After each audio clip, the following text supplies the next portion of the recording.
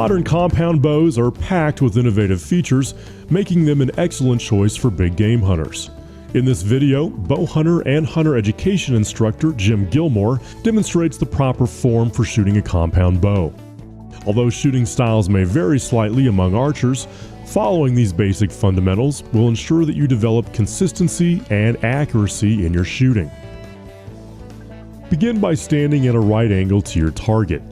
Your feet should be shoulder width apart with your back foot positioned slightly forward. This stance should feel comfortable and balanced and allow for greater bowstring clearance along your bow arm and chest. With the bow pointing in a safe direction toward the target, insert an arrow into the rest. Push the arrow back until the nock clicks firmly into the nocking point on the bowstring. An arrow that is loose or improperly nocked may cause the bow to dry fire, causing serious injury to the archer or damage to the bow. Most compound shooters prefer a mechanical release instead of drawing the bowstring with their fingers. With the release attached to your wrist, place the jaw of the release around the D-loop on the bowstring.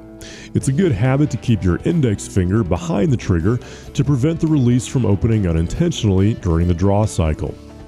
With your bow arm straight, raise the bow until your arm is parallel to the ground. Draw the bow straight back in a smooth, continuous motion while simultaneously pushing your bow arm toward the target. Focus on drawing the bow using the large muscles of your upper back.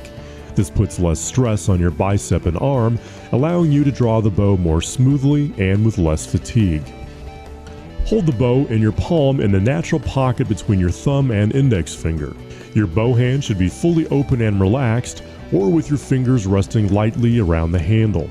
Gripping the bow too tightly can introduce unwanted muscle tension and torque, causing the bow to cant or rotate.